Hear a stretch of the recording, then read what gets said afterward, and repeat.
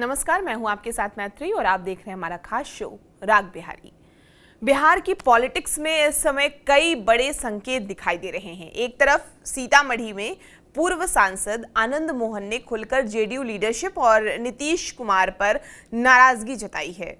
उन्होंने कई तरह के बयान दिए। थैली की राजनीति जैसे बयानों ने साफ कर दिया कि पार्टी के अंदर सब कुछ नॉर्मल नहीं है। बेटे चेतन आनंद को मंत्री नहीं बनाए जाने का दर्द भी उनके बयान में साफ दिखा।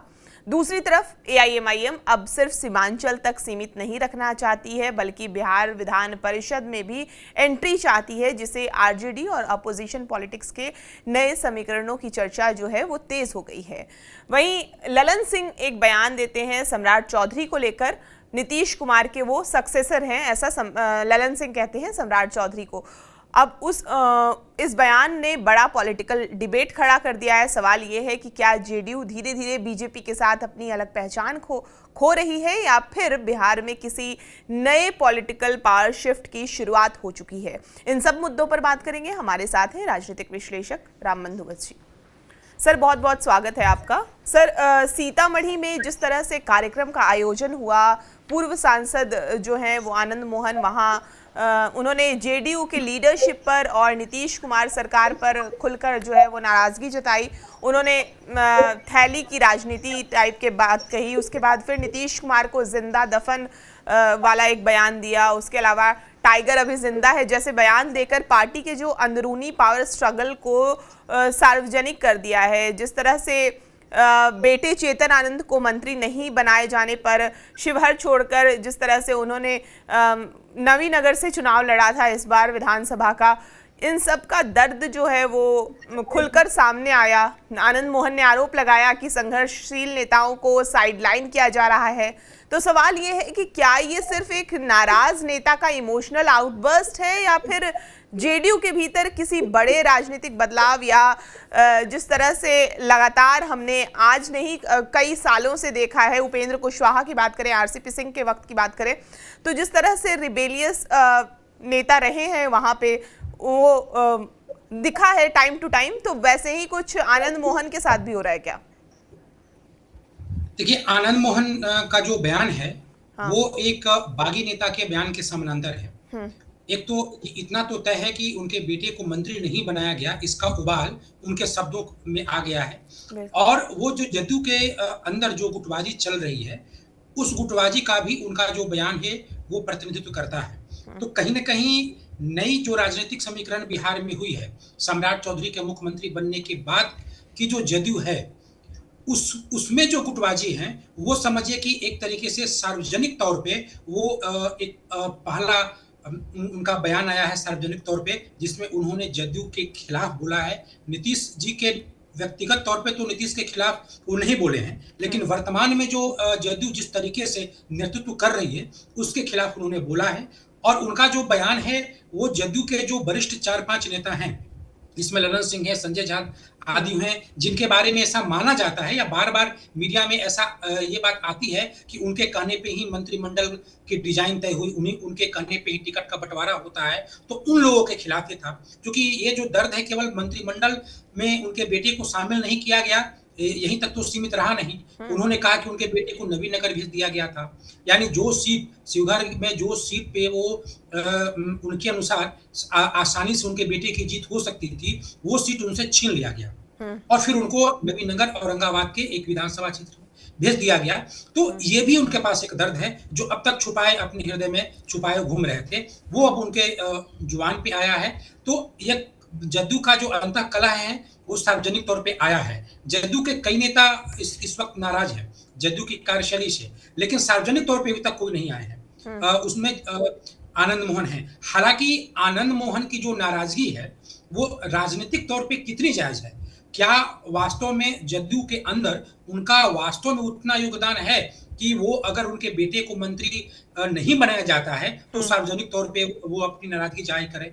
ये नाराजगी नहीं, एक तरीके से कर सकते हैं कि वो बागी तेवर कर रहे हैं, क्योंकि उन्होंने धमकी भी दिया कि एक सीट पे अभी जो एमएलसी का इलेक्शन हुआ है बक्सर भोजपुर वाले सीट पे, वो उस पे हार जो हुई है जदयू की, इसको लेकर के उन्होंने ताना भी कसा है और कहा है कि आने वाले समय में चुनाव होने वाला है।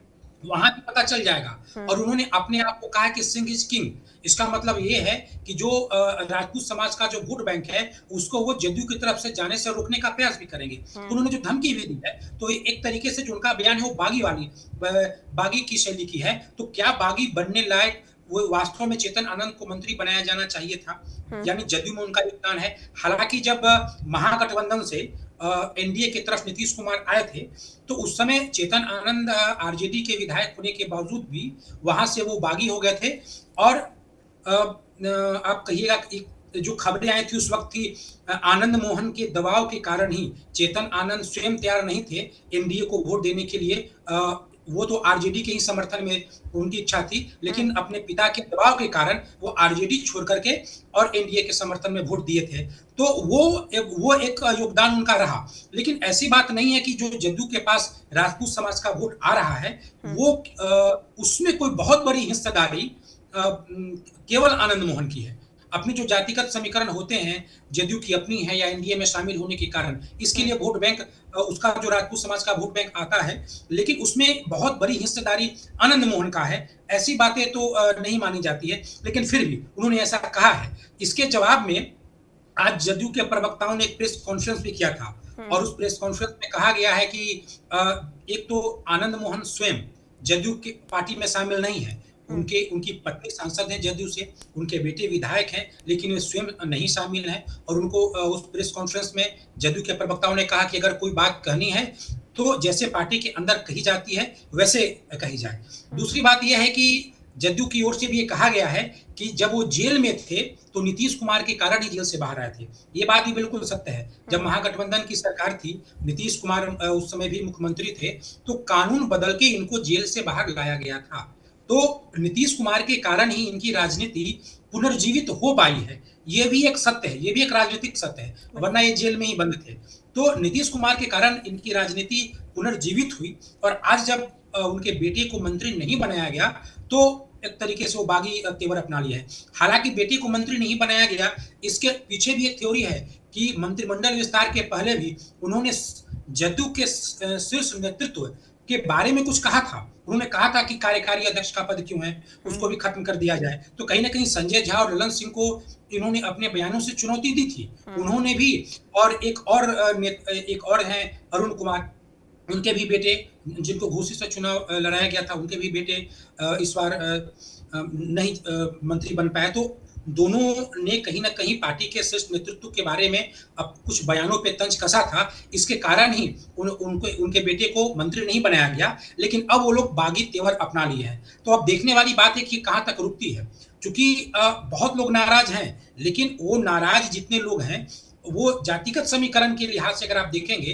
तो जदयू में इस समय जो नाराजगी है उसमें सवर्ण नेताओं की नाराजगी जदयू के प्रति उतनी नहीं है। तो मुझे लगता है कि आने वाले दिनों में जो आनंद मोहन है कहीं जदयू में अलग थलग न पड़ जाए, क्योंकि जदयू में जो गुट नाराज है जदयू के 4-5 शीर्ष नेताओं से, उनकी आवाज आनंद मोहन बन जाए, इसमें मुझे संदेह है। बिल्कुल, जिस तरह से आनंद मोहन और अरुण कुमार की बात आईपी गुप्ता ने भी की थी कि भूमिहार और राजपूत के वो नेता जो निशांत कुमार के इर्द गिर्द हैं, और तो उनको बीजेपी जो है वो हटाना चाह रही है, जिस तरह से उनको मेन पावर में नहीं लाना चाह रही है। सर, हम एआईएमआईएम की बात कर लेते हैं, क्योंकि बिहार विधान परिषद चुनाव को लेकर जिस तरह से सियासी हलचल तेज है, राज्यसभा चुनाव के दौरान भी एआईएमआईएम का ऐसा दावा है कि उनके सामने ये शर्त रखी गई थी कि राज्यसभा में अगर आप हमारा सपोर्ट करते हैं तो हम आपको एक एमएलसी दे सकते हैं। क्या ये पॉसिबल है? क्योंकि जिस तरह से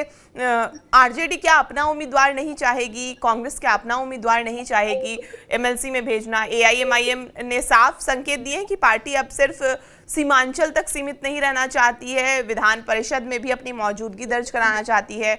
ऐसे में सबसे बड़ा सवाल उठ रहा है कि क्या आरजेडी एआईएमआईएम को सपोर्ट करेगी इस चुनाव के लिए? देखिए, आरजेडी और कांग्रेस दोनों पार्टियों के द्वारा जो अल्पसंख्यक वोटर हैं, अल्पसंख्यक जो जनमत है, इसको लेकर के अपनी अपनी दावेदारी रही है। और बिहार में आरजेडी ये मानती है कि बिहार का अल्पसंख्यक समाज उसके कारण और उसका नेतृत्व खुद कर रही है और उसके कारण महागठबंधन में है। इन तमाम तर्कों के बीच एआईएमआईएम ने अपनी प्रासंगिकता सिद्ध की है। उस पे बीजेपी के बी टीम होने का आरोप आरजेडी के द्वारा लगता रहा। तेजस्वी यादव ने इस पार्टी के जो शीर्ष नेता हैं उनको चरमपंथी भी बताया बताया था। इन तमाम आरोपों के बावजूद भी बिहार के चुनाव में 2020 में भी 2025 में भी एआईएमआईएम ने अपनी प्रासंगिकता सिद्ध कर दी है। तो ये तो तय है कि उसका अपना आधार है, लेकिन आरजेडी अपने गठबंधन में उसको शामिल कर ले, या अगर आप मान लेते हैं कि एमएलसी की सीट में उनके उम्मीदवार को महागठबंधन के द्वारा अगर समर्थन मिलता है, तो कहीं ना कहीं ये एक मैसेज तो जाएगा कि बिहार में अगर मुस्लिम की राजनीति करनी है तो महागठबंधन को अब ओवैसी साहब की पार्टी को अपने साथ में लेके चलना होगा। तो ये मैसेज ये कहीं ना कहीं मुस्लिम जनाधार के एक हिस्सेदार के रूप में एआईएमआईएम को स्वीकार करना पड़ेगा। और उसमें देखिए मुस्लिम जनाधार को लेकर के तो आरजेडी कांग्रेस की दावेदारी को लेकर के भी असहज हो जाती है। वो कांग्रेस के भी तर्कों को नजरअंदाज कर देती है, उसको इनकार कर देती है कि बिहार का अल्पसंख्यक समाज कांग्रेस के कारण ही महागठबंधन में है। और यहाँ तो आप एक नई पार्टी की बात है। तो मुझे लगता है कि अगर ऐसा तेजस्वी यादव करेंगे तो आने वाले दिनों में फिर वो इस पार्टी पे बीजेपी के बी टीम होने का आरोप कैसे लगा पाएंगे। उनका तो पूरा का पूरा नैरेटिव में धरा का धरा रह जाएगा और कहीं ना कहीं उनको महागठबंधन के लिए एक प्रासंगिक बनाना होगा। तो इससे बेहतर आरजेडी के लिए ये होगा कि वो इनका सामना करे। भले जैसे राज्यसभा में के चुनाव में कोई भी सीट महागठबंधन के खाते में नहीं गई थी, वैसे हो सकता है कि आपसी टकराहट में महागठबंधन के खाते में विधायक कोटे का कोई एमएलसी सीट न जाए, क्योंकि अभी कई इलेक्शन होने वाले हैं। शिक्षक कोटे का, टीचर को, ग्रेजुएट कोटे का होने वाले हैं, लेकिन अब विधायक कोटे का भले ही न जाए महागठबंधन के खाते में, लेकिन अगर वो ओवैसी की पार्टी को समर्थन महागठबंधन करती है तो इसके दूरगामी प्रभाव होंगे। एक तो आने वाले समय में जब भी वो बीजेपी के बी टीम होने का आरोप लगाएगी तो एआईएम को अपना एक तर्क देने का उनको एक तर्क देने का मौका मिल जाएगा। दूसरी बात यह है कि एक मैसेज भी जाएगा मुस्लिम, ये पार्टी अब प्रासंगिक हो चुकी है बिहार में। तो मुझे लगता है कि आरजेडी इस पे सहमत नहीं होगी। दूसरी बात है कि अब जिस तरीके से महागठबंधन में आरजेडी और कांग्रेस के बीच भी तालमेल की कमी है, जो आपसी रस्साकसी है वो खत्म नहीं हुई है, तो कांग्रेस क्या करती है। कांग्रेस के भी जो विधायक हैं उनके भी वोट बहुत मायने रखेंगे। तो वो क्या करती है, वो कहीं खुद अपनी दावेदारी तो ना कर दे, क्योंकि राज्यसभा चुनाव में महागठबंधन में आरजेडी के जो उम्मीदवार थे वो उम्मीदवार थे जो आरजेडी कोटे के थे। हो सकता है इसमें कांग्रेस अपने विधायक अपने किसी उम्मीदवार को एमएलसी बनाना चाहे, तो जो दावेदारी ओवैसी की पार्टी के द्वारा हो वो कांग्रेस के पार्टी के द्वारा भी हो सकती है। तो ये रस्साकसी चलती रहेगी और मुझे लगता है कि आरजेडी ये स्वीकार नहीं करेगी। अंत आते आते आरजेडी ही अपने उम्मीदवार की घोषणा करेगी और इसमें भले ही कांग्रेस की या अन्य सहयोगी दलों की सहमति हो पाए या न हो पाए, आरजेडी का उम्मीदवार जीत पाए या न जीत पाए, लेकिन आरजेडी ओवैसी के पार्टी को उम्मीदवार के रूप में स्वीकार करेगी, इस पे मुझे संदेह है। बिल्कुल सर, जेडीयू नेता ललन सिंह का सम्राट चौधरी को नीतीश कुमार का उत्तराधिकारी बताने वाले बयान बिहार की राजनीति में बड़ा संकेत माना जा रहा है। इसे एक तरफ इसे एनडीए के भीतर स्टेबिलिटी, लव कुश, सोशल इक्वेशन और सम्राट चौधरी की पोजीशन मजबूत करने की कोशिश माना जा रहा है। वहीं दूसरी तरफ सवाल ये भी उठ रहे हैं कि क्या जेडीयू धीरे धीरे अपनी स्वतंत्र राजनीतिक पहचान बीजेपी के साथ मर्ज करती जा रही है, क्योंकि इतिहास बताता है कि जब क्षेत्रीय दल दूसरी पार्टी के नेता को अपना स्वाभाविक वारिस मान लेते हैं तो उनका जो कोर वोट बैंक है वो धीरे धीरे शिफ्ट होने लगता है। और जेडीयू हमेशा खुद को बिहार की मुख्य राजनीतिक धुरी मानती रही है। फिर पार्टी के भीतर किस नेता की जगह बीजेपी के नेता को उत्तराधिकारी बताना क्या कैडर के मनोबल को कमजोर नहीं करेगा। जिस तरह से निशांत कुमार को लेकर लगातार चर्चा हो रही थी कि वो हैं नीतीश कुमार के उत्तराधिकारी, और उसके बाद ललन सिंह का ये बयान आता है कि सम्राट चौधरी नीतीश कुमार के उत्तराधिकारी हैं। क्या आपको लग रहा है इस बयान के बाद जेडीयू का जो ट्रेडिशनल वोट बैंक है धीरे धीरे बीजेपी के साथ जिस तरह से कोई इसमें चेंजेस आ सकते हैं, शिफ्ट हो सकता है क्या इस तरह के बयान के बाद? देखिए, ललन सिंह का जो बयान है ये बयान कोई नया नहीं है बिहार की राजनीति के लिए या जदयू की जो मौजूदा राजनीति उसके लिए, और इस तरह का ही बयान तो स्वयं नीतीश कुमार ने ही दिया है। जब वो मुख्यमंत्री थे तभी जब शकुनी चौधरी के पास गए थे तो वो बताए थे कि हम आपके बेटे को बहुत आगे बढ़ाएंगे। बार बार उनके कंधे पे, सम्राट चौधरी के कंधे पे हाथ भी रखते थे और उन्होंने बयान भी दिया है।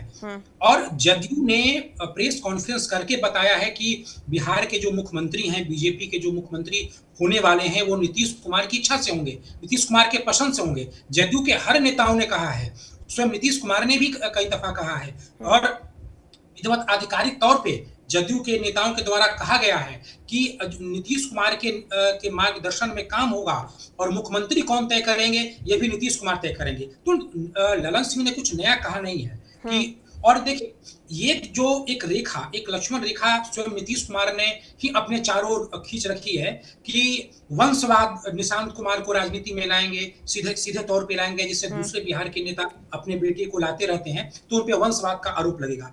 ये जो नैरेटिव है इसके जनक तो स्वयं नीतीश कुमार ही रहे हैं और इससे परहेज भी करते रहे। ये उनकी राजनीति का आधार भी रहा, उनकी राजनीति का एक महत्वपूर्ण हिस्सा रहा है कि वो अपने बेटे को, अपने परिवार के किसी भी सदस्य को अपनी सक्रियता के दौरान वो कभी भी राजनीति में नहीं आने दिए हैं। तो इसीलिए उन्होंने पहले निशांत कुमार को मुख्यमंत्री भी बनाया है। तो निशांत को माफ कीजिएगा, सम्राट चौधरी को उन्होंने मुख्यमंत्री बनाया है। तो सम्राट चौधरी के मुख्यमंत्री बनने पर जदयू की भी दावेदारी रही है। इसमें ललन सिंह का कोई जो बयान, इसमें कोई नयापन नहीं है। हाँ, जदयू खेमे में उनके बयान को लेकर के हलचल तेज हो गई है। ऐसा कहा जा रहा है कि क्या ये जो उत्तराधिकारी वाली बात है, यानी नीतीश कुमार ने अस्थायी तौर पे, राजनीतिक तौर पे सम्राट चौधरी को ही उत्तराधिकारी मान लिया है और फिर जदयू का या निशांत कुमार का क्या होगा। तो देखिए, वो नीतीश कुमार के पसंद से बीजेपी के ओर से वो मुख्यमंत्री बनाए गए हैं। अब निशांत कुमार भी राजनीति में आ गए हैं। अब निशांत कुमार की जो सक्रियता है, राजनीतिक जो सक्रियता रहेगी, उनकी जो वो जिस तरीके से फ्रंट पे आके बिल्कुल नेतृत्व करेंगे, सार्वजनिक तौर पे नेतृत्व करेंगे, तब जाके जदयू का जो नेतृत्व है या जो राजनीतिक भविष्य है वो टिक सकता है। तो जदयू का वोट सम्राट चौधरी के जरिए बीजेपी पे चला जाए या बीजेपी की ओर नहीं जाए, ये तो निशांत कुमार तय करेंगे।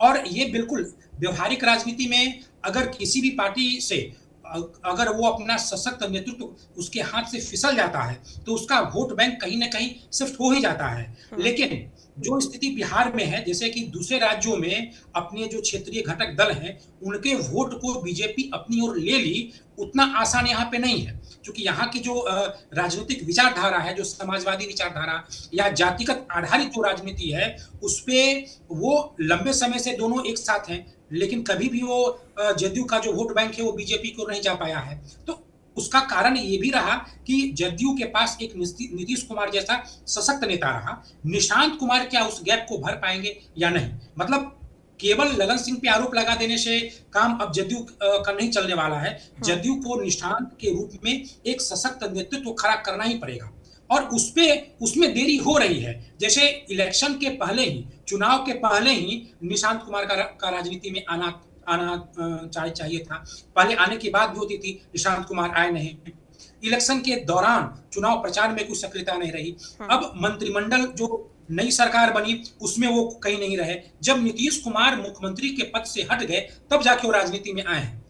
तो जो लेट लतीफ उनकी सक्रियता रही है वो जदयू के लिए चुनौती है। इसके अतिरिक्त और कोई चुनौती नहीं है। सम्राट चौधरी, देखिए, सम्राट चौधरी को मुख्यमंत्री बनने से और सम्राट चौधरी नीतीश कुमार के पसंद हैं, इस नैरेटिव से जो बिहार का जो लौकुश समाज है वो नीतीश कुमार को और महान मानने लगा है। उसकी जो एकजुटता है वो नीतीश कुमार के प्रति पहले से और ज्यादा बढ़ गई है। तो ऐसा नहीं है कि जो वोट बैंक है लौकुश समाज का वो सम्राट चौधरी की ओर मुड़ गया या सम्राट चौधरी के जरिए बीजेपी की ओर से मुड़ रहा है। वो अगर ग्राउंड पे जाएंगे, जमीन पे जाएंगे, तो उन लोगों में नीतीश कुमार के प्रति सम्मान की भावना और बढ़ गई। वो लोग ये मानते हैं कि वो बीजेपी को भी बाध्य कर दिए कि मुख्यमंत्री कौन बनेगा, मुख्यमंत्री नीतीश कुमार के पसंद से बनेंगे। बीजेपी जैसी बड़ी पार्टी, दिग्गज पार्टी, लगातार हर राज्यों में चुनाव जो जीत रही है, कई राज्यों में चुनाव जीत रही है, उसको भी नीतीश कुमार ने बाध्य कर दिया कि वो जदयू के पसंद से मुख्यमंत्री बने। और कौन बनेगा तो वो कुशवाहा समाज का ही बना है। तो ये एक तरीके से जमीन पे, बिहार की जो सियासी जमीन है उस पे नीतीश कुमार की लोकप्रियता पहले से और बढ़ गई है। अब इस लोकप्रियता का उत्तराधिकारी अगर निशांत कुमार बनते हैं तो फिर जदयू को कोई होने वाली नहीं है और जदयू की जो राजनीति है वो आने वाले समय में भी कायम रहेगी। बिल्कुल। फिलहाल आनंद मोहन ललन सिंह के बयान से राजनीतिक हलचल तेज है। आगे देखते हैं कि और क्या क्या इसमें विस्तार होता है, कैसे कैसे ये आगे बढ़ता है, ये बयानबाजी। और बहुत शुक्रिया सर हमसे बातचीत करने के लिए।